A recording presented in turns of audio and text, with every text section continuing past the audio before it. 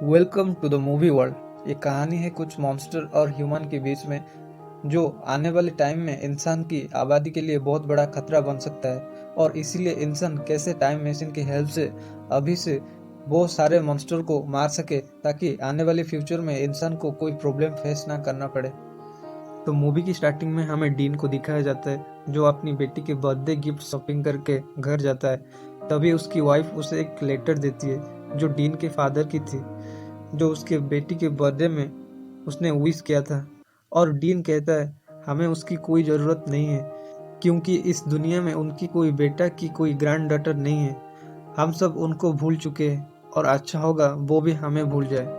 Actual में dean अपने father को इसीलिए पसंद नहीं करता है। बचपन में उसके फादर उसे छोड़ के वार में चले गए थे, और कुछ टाइम के बाद उसकी माँ का भी डेथ हो गया था, जिसलिए उसका बचपन अकेलेपन में गुजरा था। और डीन एक बायोलॉजिस्ट है, और उससे उसकी पसंद की जॉब ना मिलने की वजह से वो एक स्कूल में टीचर की जॉब कर रहा होता है। वो अपनी जॉब को लेके काफ़ी फ्रस्ट्रेट फील करता है, और वो अपनी बेटी के साथ बैठ के टीवी में फुटबॉल मैच देख रहा होता है। तभी मैच में कुछ अजीब सा लाइट से कुछ सोल्जर निकलते हैं, और वो लोग बोलते हैं कि फ्यूचर में एक बहुत बड़ी वार छिप चुकी है, और इसीलिए हमें बहुत सारे सोल्जर चाहिए, ताकि हम इस वार पर कंट्रोल कर पाए। और गवर्नमेंट भी उनकी बातों को सीरियस लेते हुए बहुत सारी सोल्जर भेज देती है, ताकि फ्यूचर में आने वाली वार को अभी से ख़त्म किया जाए। और ऐसे ही एक साल गुजर जाता है। लोग फ्यूचर में वार लड़ने तो जाते हैं, लेकिन प्रेजेंट में बहुत कम ही लोग जिंदा वापस आते हैं। बाकी लोगों की फ्यूचर की वार में डेथ हो जाती है, और ये सब देख के उनकी फैमिली बहुत दुखी हो जाते हैं, और लोग डर कर वार लड़ने नहीं जाते।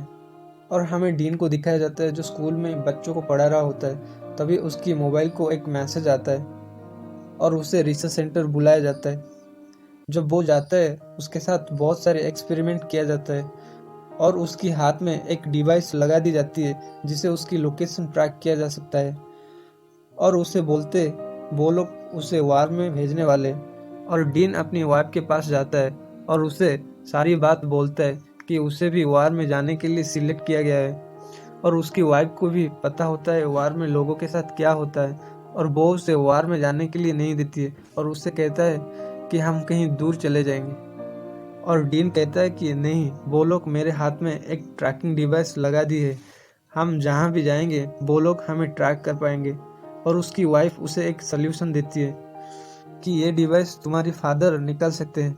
और वो अपने फादर को पसंद नहीं करता था, और इसीलिए वो जाना नहीं चाहता है, और उसे उसका वाइफ समझाता है, और वो अपने फादर के पास जाने के लिए मान जाता है। और हमें डीन के फादर को दिखाया जाता है, और वो भी आर्मी में रह चुके हैं। वो उसके फादर के पास जाता है और उन सारी बात बोलता है, और उसके फादर मान जाते हैं उस डिवाइस को निकालने के लिए। और उसके फादर वो इस डिवाइस को निकाल रही होते हैं, तभी डीन अपनी पास्ट को लेके उसके फादर को काफ़ी सारी क्वेश्चन पूछता है, जिसे उसके फादर उसके ऊपर एंग्री हो जाता है। और डीन भी बिना डिवाइस निकाले वहाँ से वापस आ जाता है, और वो उसकी वाइफ को बोलता है अगर मुझे वार में जाने के लिए चुना गया है तो मुझे जाना होगा। और वो अपनी बेटी से भी आखिरी बार मिलके वापस रिसर्च सेंटर आ जाता है। और वहाँ पे डीन बहुत सारी लोगों से मिलता है, उन्हें भी वार के लिए चुना गया था, और उन लोगों को वार में लड़ने के लिए ट्रेनिंग दिया जाता है। और रात को वो लोग सो रहे होते, तभी इमरजेंसी लाइट जलता है, और वहाँ पे उनके कमांडर, जिसका नाम हार्ट्स, वो आ जाता है, और उन सब लोगों को बोलता है कि फ्यूचर में हमारा एक रिसर्च लैब पे वो सब एलियन क्रिएचर अटैक कर दिया है, जिसके लिए उन्हें सब अभी फ्यूचर में जाना पड़ेगा, ताकि हम उनको रोक पाएंगे। और उन सबको टाइम मशीन के थ्रू फ्यूचर में भेजा जाता है, और तभी टाइम मशीन में कुछ खराबी आ जाता है, और उन सबको फ्यूचर में लैंडिंग करना था। वो लोग आसमान से नीचे गिरने लगते हैं। उसमें से कुछ लोग की नीचे गिरने से वहीं पे डेथ हो जाता है, और जो लोग बचते वो सब वार लड़ने के लिए निकल जाते हैं। और उनकी कमांडर डीन को उसकी टीम का कैप्टन बना देती है। और वो लोग जब वो लैब में जाते हैं, और वहाँ पे बहुत सारे क्रिएचर के साथ फाइट करते हैं। बहुत सारे क्रिएचर पहले ही लैब में सारी साइंटिस्ट को मार चुके होते हैं और डीन लैब से कुछ इम्पोर्टेंट इक्विपमेंट सारे ले आता है और वहाँ से वो लोग बम गिरा के बहुत सारे एलियन क्रिएचर को मार देते हैं और फिर वो लोग अपने कैंप में लौट आते हैं और वहाँ पे अगले दिन एक लड़की को दिखाया जाता है जो डीन से मिलने आता है, जो उन सबका हेड कमांडर होता है। वो डीन का तारीफ करता है और उससे शाबाशी देता है और डीन उस लड़की को पहचान जाता है जो कि उसकी बेटी थी, जो फ्यूचर में बड़ा हो गया है और वो उसे हक करने वाला होता है, लेकिन उसकी बेटी उसको इग्नोर करते हुए कहता है कि हम सब यहाँ वार लड़ने आए, ना कि प्यार करने के लिए। और डीन उसकी बिहेवियर देख के उसको बुरा लगता है और उसे फील होता है वो जो अपने फादर के साथ उसकी बिहेवियर था, उसकी बेटी की भी उसके साथ वैसे ही बिहेवियर कर रहा होता है। तभी उसकी बेटी कहता है, आप ज़्यादा मत सोचिए, हमको नेक्स्ट मिशन पर फोकस करना होगा। डीन अगले मिशन के बारे में पूछता है और वो कहता है हमें एक फीमेल एलियन क्रिएचर को पकड़ के लाना होगा ताकि पता चल सके उनकी आबादी कैसे बढ़ती है और उन सब को हम कैसे रोक सकते हैं। और वो लोग अगले मिशन पर निकल जाते हैं और फाइनली वो लोग वहाँ पे पहुँच जाते हैं और वहाँ पे डीन को उसकी बेटी हेलीकॉप्टर में रहने के लिए बोलता है। वो अपनी साथी को हेल्प करने के लिए नीचे चला जाता है। वो फीमेल एलियन क्रिएचर बहुत बड़ा था, उसे पकड़ने में उन्हें बहुत प्रॉब्लम होता है और वो फीमेल एलियन की आवाज़ सुन के बाकी सारे एलियन क्रिएचर वहाँ आ जाते हैं। ये देख के डीन डर जाता है और उसे अपनी बेटी का फिक्र होने लगता है और वो इसीलिए नीचे भी आ जाते हैं। तब तक वो फीमेल क्रिएचर को किसी तरह वो लोग लॉक करके एक हेलीकॉप्टर के थ्रू वहाँ से ले जाते हैं। डीन और उसकी बेटी जब हेलीकॉप्टर के पास जाते हैं तब तक बहुत सारे एलियन क्रिएचर उनका हेलीकॉप्टर को डिस्ट्रॉय कर देते हैं, जिससे वो लोग एक टैंक की हेल्प से उन्हें वहाँ से निकलना पड़ता है और वो एलियन उनकी पीछा करते हैं और बहुत मुश्किल से वो लोग एलियन की पीछा छोड़ाते हैं। और कुछ दूर जाते ही डीन की बेटी उस पर चिल्लाता है और उससे कहता है मैंने कहा था ना तुम्हें हेलीकॉप्टर में रहने के लिए, तो तुम नीचे क्यों आए।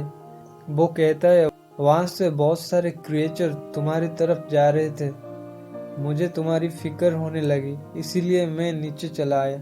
और वो दोनों फिर से अपनी लैब में चले आते हैं और वो लोग उस फीमेल एलियन क्रिएचर की ब्लड से टॉक्सिन सैंपल बनाते हैं ताकि वो एलियन क्रिएचर को मारा जा सके।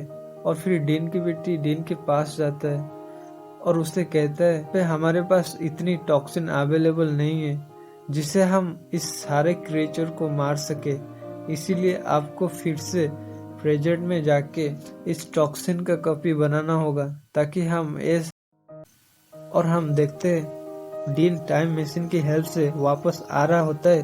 तभी उनकी लैब पर बहुत सारे एलियन क्रिएचर अटैक कर देते हैं और उनकी लैब को डिस्ट्रॉय कर देते हैं और डीन की बेटी को भी वो नीचे गिरा देते हैं। डीन उसकी बेटी को बचाने के लिए जब नीचे जंप करता है तभी वो टाइम मशीन की वजह से वापस प्रेजेंट में आ जाता है और वो बहुत डर जाता है। उसे उसकी बेटी की फिक्र होने लगती है कि उसे कोई क्रिएचर उसकी बेटी को कुछ कर न दे। और हमें प्रेजेंट में कमांडर हार्ट को दिखाया जाता है जो कि उस टीम को लीड कर रहा होता है और उसे डीन कहता है इस टॉक्सिन से और बहुत सारे टॉक्सिन कॉपी करने के लिए उसे बोलता है ताकि वो सारे क्रिएचर को मारा जा सके। और वो हार्ट को वापस फ्यूचर में जाने के लिए कहता है, लेकिन कमांडर हार्ट उसे बोलते कि टाइम मशीन खराब हो चुका है, वापस फ्यूचर में नहीं जा सकते।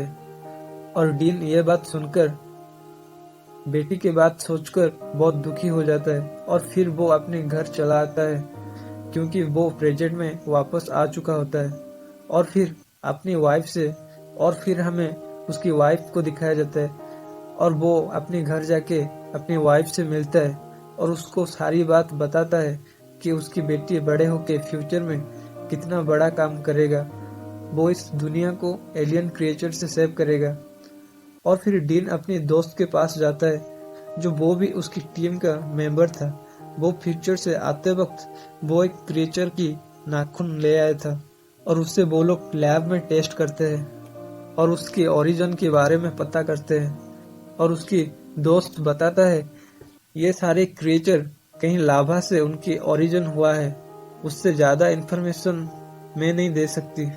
डीन कहता है मेरा एक स्टूडेंट है जिसको लाभा के बारे में बहुत अच्छा नॉलेज है, वो शायद हमें कुछ हेल्प कर सकता है। वो लोग उसके पास जाते हैं और वो भी सारी बात उन्हें बताता है कि एक टाइम में लाभा फटने के वजह से उनकी ओरिजिन स्टार्ट हुआ था, लेकिन अभी वो एरिया में आइस की वजह से वो शायद आइस के नीचे हो सकते हैं और फ्यूचर में ग्लोबल वार्म की वजह से जब आइस पिघलेगा उस टाइम शायद वो क्रिएचर बाहर आ सके और इंसान को मार सकते हैं। और फिर डीन रिसर्च सेंटर में जाता है, उनके हेड से उसे सारी बात बोलता है और उन्हें हेल्प मांगता है, लेकिन वो लोग उसे कुछ हेल्प नहीं करते हैं। और डीन फिर से वहां से चला आता है और वो अपने फादर के पास जाता है क्योंकि उसकी फादर के पास प्लेन थी और उसे वो चलाना भी जानते थे। वो अपनी फादर को इस सारी बात बताता है कि उसकी डॉटर की जान कैसे खतरे में, उन्हें अभी से वहां पे जाके वो सारे एलियन क्रिएचर को मारना होगा ताकि फ्यूचर में उसकी बेटी का कुछ प्रॉब्लम ना हो। और डीन के फादर भी अपनी ग्रैंड डॉटर को बहुत ज्यादा प्यार करते थे और वो भी मान जाते हैं। और फिर वो लोग एलियन क्रिएचर को मारने के लिए निकल ही रहे होते हैं। वहां पे वो कमांडर हार्ट भी आ जाता है जो बहुत सारे टॉक्सिन का कॉपी बना के अपने साथ लाया होता है। और फिर वो सब अपनी लोकेशन की तरफ निकल जाते हैं और वो जो वहां पे पहुंच के देखते हैं कि बहुत सारे एलियन क्रिएचर वो बर्फ के नीचे सो रहे होते हैं, तभी वो लोग उन्हें टॉक्सिन लगाने के लिए जाते हैं। लेकिन वहां पे एक एलियन क्रिएचर उड़ जाता है और उन पर अटैक करने लगता है और वो सब डिसाइड करते हैं उन सबको बॉम्ब से मारने के लिए। और जब डीन बाहर आता है तभी देखता है उसके फादर पर एक एलियन क्रिएचर अटैक करने वाला होता है। तभी वो अपनी बेटी का बनाया हुआ टॉक्सिन उसकी लेग में लगा देता है जिससे उसकी लेग जलने लगती है और वो क्रिएचर अपनी मुंह से उसका एक लेग अलग कर देता है और फिर वो उसको मारने के लिए उसकी तरफ बढ़ता है। लेकिन डीन का फादर अपने बेटे को बचाने के लिए अपने हाथ से ब्लड निकाल के उस क्रिएचर के माइंड डिस्ट्रैक्ट करते हैं और उसे अपनी तरफ अट्रैक्ट करते हैं। और वहां पे डीन समझ पाता है कि उसकी फादर उसे कितना प्यार करते हैं। उसकी जान बचाने के लिए क्रिएचर को उनकी तरफ अट्रैक्ट करने लगते हैं। और जब वो एलियन क्रिएचर उसकी फादर को अटैक करने वाला होता है तभी डीन और एक टॉक्सिन उसके मुंह पे इंजेक्ट कर देता है जिससे वो एलियन क्रिएचर मर जाता है और वो सब एलियन पर बम गिरा के सबको मार देते हैं और वो सब वहां अपनी घर चले आते हैं। और फिर डीन का फादर अपनी ग्रैंड डॉटर से मिलता है और इसी तरह मूवी का हैप्पी एंडिंग हो जाता है। Thank you very much.